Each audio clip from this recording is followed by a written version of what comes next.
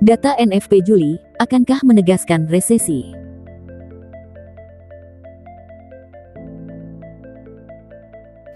Ingat untuk like, komen, subscribe, dan aktifkan lonceng notifikasi. Data non-farm payroll AS Juli akan dirilis pada Jumat tanggal 5 Agustus tahun 2022, pukul 19.30 waktu Indonesia Barat. Non-farm payroll diduga melemah menjadi 250.000 dari sebelumnya 372.000. Tingkat pengangguran diduga bertahan stabil di 3,6%. Sementara pendapatan per jam rata-rata untuk level bulanan terlihat stabil di 0,3%. Namun, untuk level tahunan diduga melemah menjadi 4,9% dari sebelumnya 5,1%.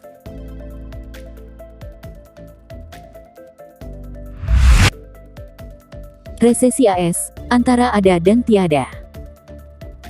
Ekonomi AS telah berkontraksi selama 2 kuartal berturut-turut, situasi yang biasa disebut resesi teknis. Faktanya, beberapa data mengindikasikan adanya pelemahan ekonomi. Survei bisnis menunjukkan gambaran ekonomi telah memburuk lebih lanjut pada kuartal ketiga. Karena krisis biaya hidup terus menekan konsumen dan melonjaknya suku bunga telah mengguncang pasar perumahan. Namun baik Federal Reserve dan Gedung Putih bersikeras ini bukan resesi nyata, karena AS belum benar-benar melihat perusahaan ditutup atau kehilangan pekerjaan yang meluas. Mereka berpendapat bahwa ekonomi tidak dapat berada dalam resesi dengan tingkat pengangguran mendekati level terendah 5 dekade. I do not think the U.S. is currently in a recession. And the reason is there are just too many areas of the economy that are performing, too well. But before we get started, I want to say 2 things about the GDP report we received this morning. First, it's important to start with what we know before this morning's report. Our job market remains historically strong. Our economy created more than 9 million jobs since I came to office, in no small part because of the people on this stage. Our economy created more than 1 million jobs in the second quarter, the same period as today's GDP report covers. And our unemployment rate is 3.6%, near a record historic low. Secondly, households and businesses, the engines of our economy, continue to move forward. If you look at our job market, consumer spending, business investment, we see signs of economic progress in the second quarter as well. Masalah dengan logika itu adalah bahwa mereka melihat ke masa lalu untuk membenarkan seberapa kuat ekonomi itu. Indikator pasar tenaga kerja biasanya merupakan domino terakhir yang jatuh di mana pasar kerja selalu tampak mantap tepat sebelum kemerosotan. Ini adalah ukuran atau indikator yang terlambat. Sebaliknya, semua indikator berwawasan ke depan meneriakkan resesi. Pesanan bisnis baru telah melunak tajam, persediaan tinggi, dan kepercayaan konsumen ada di bawah. Bahkan prediktor resesi favorit Fed, perbedaan antara imbal hasil Treasury 3 bulan dan 10 tahun, menunjukkan penurunan sudah dekat. Indikator resesi pada pasar tenaga kerja. Terkait pasar tenaga kerja, sebagian besar indikator yang telah dirilis sejauh ini menunjukkan kekecewaan lebih mungkin daripada kejutan positif. PMI Komposit S&P Global menunjukkan penciptaan lapangan kerja melambat ke laju terlemah sejak Februari. Sementara subindeks ketenagakerjaan dari survei manufaktur ISM tetap dalam kontraksi untuk bulan ketiga. Sementara itu, klaim pengangguran terus meningkat selama seminggu data ketenagakerjaan dikumpulkan. Ini menunjukkan lebih banyak orang mengajukan tunjangan pengangguran, meskipun tingkat absolutnya masih rendah dari perspektif historis. Klaim awal untuk pengangguran total 2.600.000 minggu lalu mendekati level tertinggi sejak November di tengah pergeseran pasar tenaga kerja AS. Total klaim untuk minggu yang berakhir tanggal 30 Juli sejalan dengan perkiraan Dow Jones tetapi naik 6.000 dari tingkat revisi ke bawah minggu sebelumnya, Departemen Tenaga Kerja melaporkan Kamis kemarin. Dalam berita ekonomi lainnya, defisit perdagangan barang dan jasa AS menurun menjadi 79,6 miliar dolar AS pada bulan Juni. Turun 5,3 miliar dolar AS dan sedikit lebih rendah dari perkiraan untuk 80 miliar dolar AS.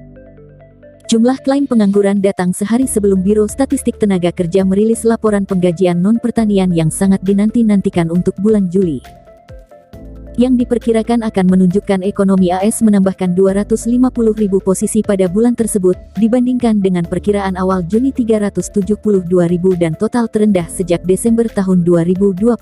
Pasar tenaga kerja tetap dalam kondisi yang baik seiring berjalannya kuartal musim panas. Tetapi kenaikan klaim awal sejak awal April adalah sinyal mulai meredanya pasar tenaga kerja yang tinggi musim panas ini, kata Stuart Hoffman, penasihat ekonomi senior di PNC Financial Services. Pejabat Federal Reserve mengamati pasar kerja dengan cermat untuk petunjuk tentang ekonomi yang menunjukkan tingkat inflasi tertinggi dalam lebih dari 40 tahun. Klaim pengangguran telah berjalan di sekitar level terendah mereka sejak akhir 1960-an. Tetapi mulai merambat naik pada bulan Juni karena tekanan inflasi membengkak dan perusahaan mulai mengurangi perekrutan. Bahkan dengan perekrutan yang kuat pada tahun 2021 dan pada paruh pertama tahun 2022, total tingkat pekerjaan hanyalah 755.000 di bawah posisinya pada Februari tahun 2020. Bulan terakhir sebelum pandemi COVID melanda.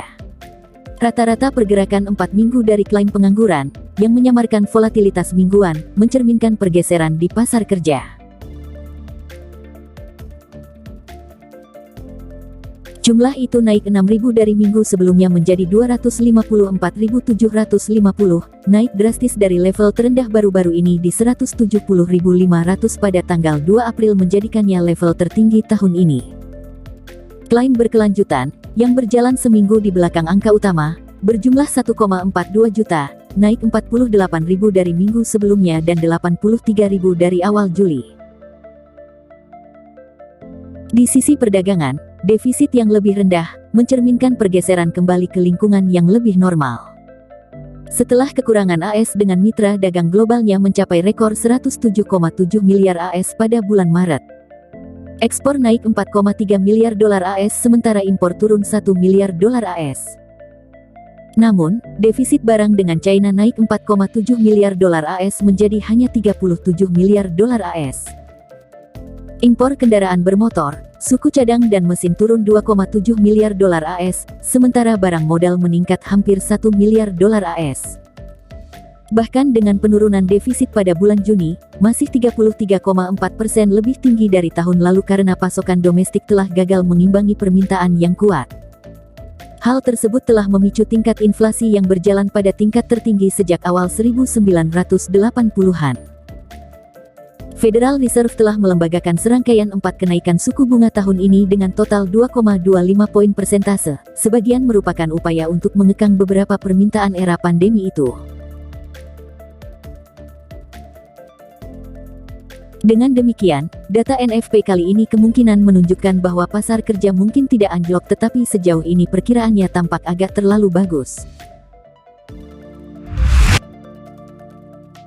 Dampak NFP dan potensi resesi terhadap arah dolar AS.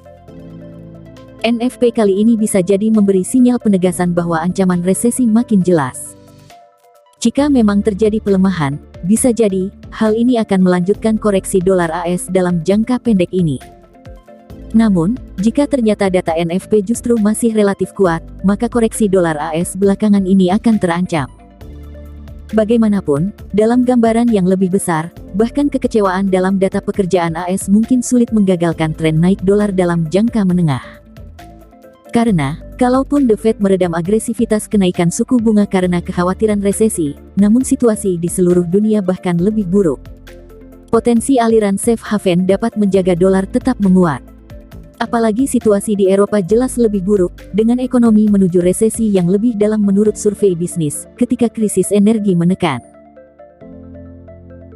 Demikianlah pembahasan Outlook kali ini. Ingat, pasang stop loss, target yang rasional. Terima kasih. Saya Wahyu Laksono. Salam profit.